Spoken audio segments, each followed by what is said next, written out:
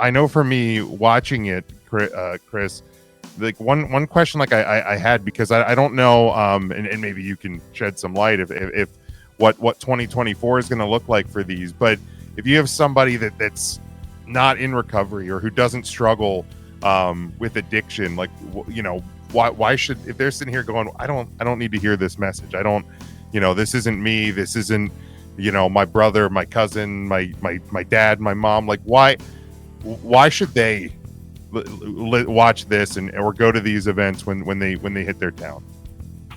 I mean, there's so many different reasons to be at the events and to watch it.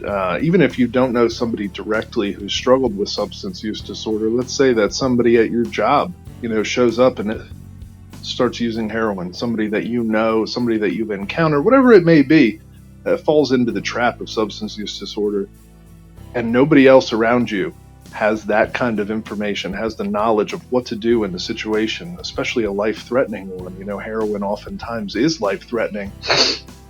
And thinking about that, in 2004 and 5 and 6 and 7, when I was struggling with my own substance use disorder, science hadn't really caught up to where we are in 2023, and nobody really knew how to fix the problem.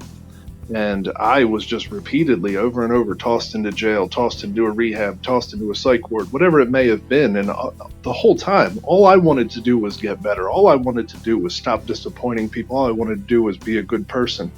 And, for some strange reason, I was unable to do that until I received the proper therapy and, the right community supports.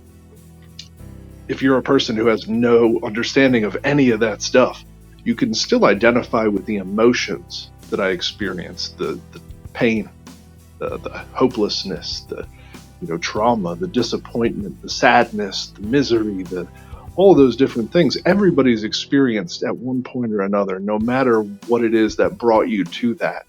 And I think the relatability of all the speakers and the relatability of everybody that's on stage during these events is something that can draw anybody to it.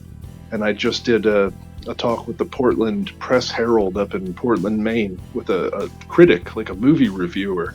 And I thought that dude was just going to trash us and skewer us. And he said, man, like, I don't know anybody in recovery, but honestly, how raw, how beautiful were all those talks, and it's just, you don't have to be deeply involved in it to identify with the range of emotions that folks who are struggling experience. So hopefully I've answered that for you.